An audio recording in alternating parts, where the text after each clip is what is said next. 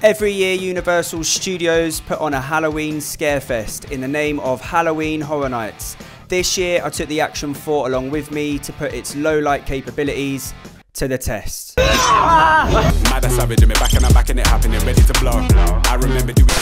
So we arrived a bit later thinking we would beat the queue for the car park, but unfortunately, everyone had the same idea. We finally made it through security and was en route to the park, and whilst I'm walking, it's the perfect opportunity to tell you that there's two main shooting modes to choose from when shooting on the Action 4, Auto mode and Pro mode, and when shooting in low light, the difference between them both is major. Now, there were some moments throughout the night where it was dark, like dark. But with the Action 4 being the claimed low light action camera king, it was time to put it to the test. All the clips you're about to see are straight out the camera with no adjustments made. I'll put which mode I was shooting in on the screen throughout, and then I'll talk through the settings later. So here we are at the entrance, and it's time to go inside.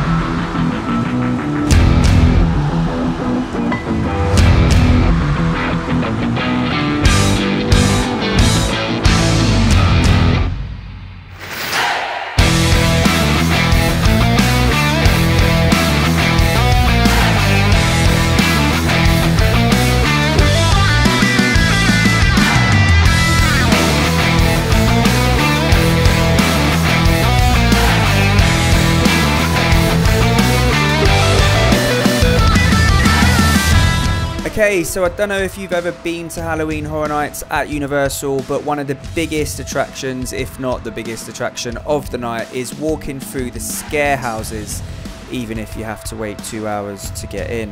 Anyway, I didn't realise you weren't allowed to film inside them, but for the first house we went into, I managed to record a little bit before I was told off. Listen! Sacrifices the men! Unbelievers!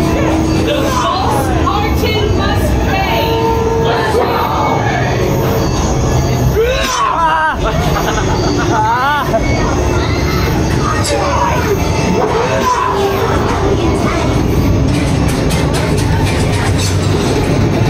They killed Mommy and Daddy!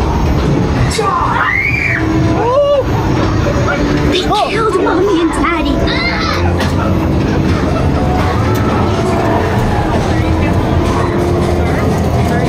Kill them! And that was that.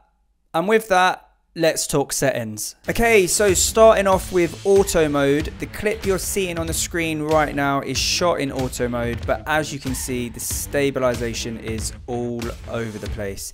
And that's because when shooting in low light, there's a couple of things you need to turn on to help. The first thing to turn on is EIS priority in low light. And EIS basically stands for electronic image stabilization. To turn this on, just press the settings button on the right side of the screen and you'll see it as the second option across. Once it's on, your image will go from this to this. As you can see, a massive difference.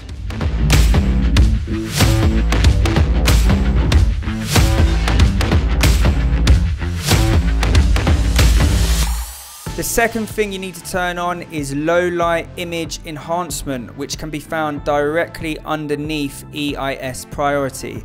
If it's grayed out and doesn't give you the option to turn it on, you need to make sure you're shooting in 30 frames per second or lower, and you can't be in any other stabilization mode than rock steady, so it won't work in rock steady plus or horizon balancing.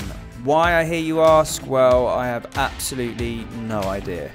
Turning this setting on will essentially help reduce noise. It doesn't eliminate it completely, it just helps reduce it. So the clip you're seeing now is with EIS priority on and low light enhancement on. And I personally think turning both settings on makes a massive difference. Firstly, the EIS does stabilize the footage, making it a lot smoother. And although there's still some noise in the image, it's massively reduced when turning low light enhancement on.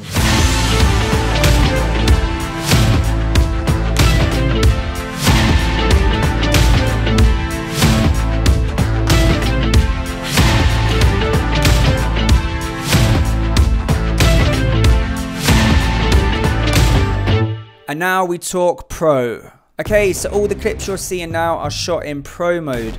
And to turn Pro mode on, simply go to the settings screen and press Pro in the top right corner. When it's highlighted yellow, it means you're now in Pro mode.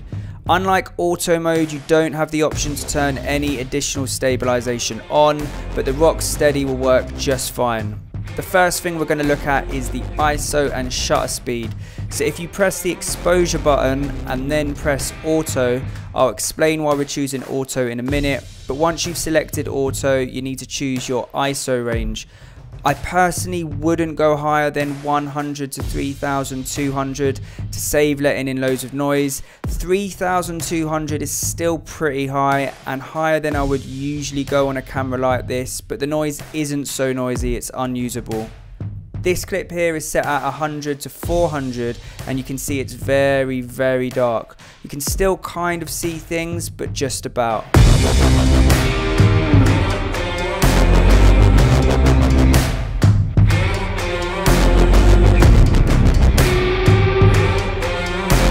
This is now at 100 to 800, which has made things slightly brighter.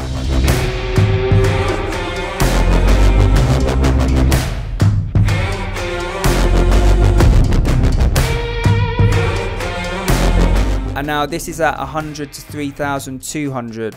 When it comes to Pro mode, I think it depends on the look you're going for, because even with the low ISO numbers, you can still see some lights, it just has more of a darker look. Anyway, once you've set your ISO, you need to choose your shutter speed. And if you press the S in the top left corner, you'll see the shutter speeds appear as ranges. And this is why we selected auto earlier.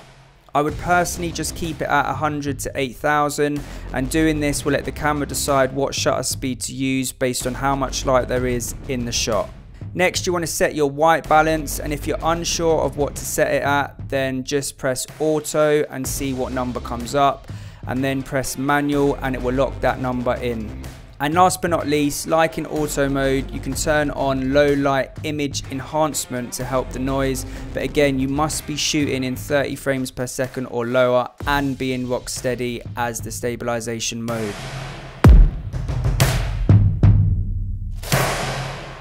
So in my conclusion, I think both modes perform really well. Pro mode gives you a more darker cinematic look, whereas auto mode shows a lot more of what's actually going on because more light is let in. The clips used at the beginning of this video of me walking into the park were shot in Pro mode with the ISO at 100 to 800, and I personally think they look really, really good. There's literally hardly any noise in the shots and the overall quality is great. The clips in auto mode do have some noise, but once the low light image enhancement function is on, the noise is massively reduced. If you look at this shot of the massive crazy storm where I was staying, it was literally the worst storm I've ever personally experienced. This is shot in auto mode. Take note of all of the light around. And now look at this. This is the same shot but in Pro mode with the ISO 100 to 800. You can see the difference. If I was shooting a vlog style video or stuff for Instagram or TikTok, I would definitely stick to auto mode, but if I was trying to create a more dramatic, cinematic feel to the video, I would shoot in pro mode.